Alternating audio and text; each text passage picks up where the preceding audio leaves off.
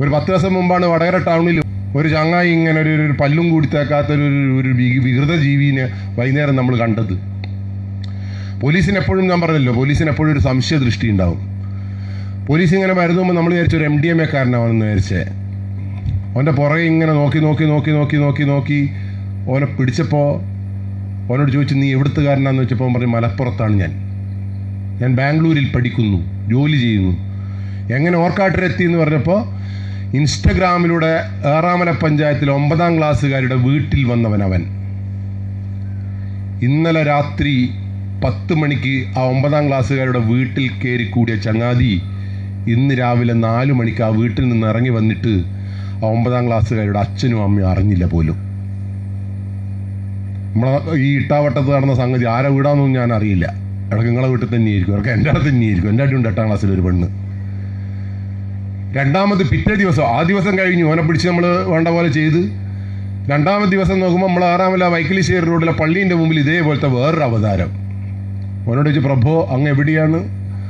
പ്രഭോ പറഞ്ഞു, ഞാൻ ഇൻസ്റ്റഗ്രാമിലെ പരിചയപ്പെട്ട 10ാം ക്ലാസ്സുകാരുടെ വീട്ടിലേക്ക് വന്നതാണ്, വൈക്കിലിശ്ശേരിയാണുള്ള വീട്. എന്താ അവിടെ നിൽക്കുന്നതെന്ന് ചോദിച്ചപ്പോൾ ഓൻ പറഞ്ഞു, ആ വീട്ടിലുള്ള ഉമ്മ എവിടെയോ പോകുന്നു പറഞ്ഞിരുന്നു, ഇതുവരെ പോയിക്കില്ല. ഉച്ചക്കേ ഞാൻ നിൽക്കുന്നു, അതുകൊണ്ട് ഞാൻ ഉമ്മ പോകാൻ വേണ്ടി കാത്തു നിന്നു, ഉമ്മയാണെങ്കിൽ പോകുന്നുമില്ല. അപ്പോൾ പോലീസ് ആ ഫോൺ വാങ്ങിയിട്ട് അവനെ വിളിക്കുന്നത് പോലെ ആ പെണ്ണിനെ വിളിച്ചപ്പോൾ ആ പെണ്ണോട് പറഞ്ഞു, ആ പെണ്ണ് പറയാ, ജന്തു ഉമ്മ പോകുന്നുമില്ല, കുരിപ്പ് ഇങ്ങനെ നിൽക്കുകയാണ്. അപ്പോൾ ഉറപ്പിച്ചിട്ടല്ലേ ഞാൻ എന്നോട് പറഞ്ഞത്. അപ്പോൾ പോലീസ് അവൻ്റെ ശബ്ദത്തിൽ പറഞ്ഞു, ഞാനെന്നാൽ ഇങ്ങ് പോട്ടെ, നമുക്ക് പിന്നെ കാണാമെന്ന് പറഞ്ഞപ്പോൾ ആ പെണ്ണ് പറയും, ഇനി പോയിക്കണ്ടേ പിന്നെ എന്നെ കൊല്ലും ഞാൻ, എൻ്റെ ശവം ഇവിടെ കാണാം, എൻ്റെ അല്ല. അപ്പോൾ ഈ ചെക്കനെ വീട്ടിലെത്തിക്കേണ്ടത് ബാധ്യത ആർക്കാന്ന് അവൾ പറയുന്നത്? നിങ്ങൾ വിചാരിക്കുന്ന ആൺകുട്ടിയേക്കാൾ കൂടുതൽ ഭീകരി ഈ ലോകത്ത് പെൺകുട്ടിയാണ്.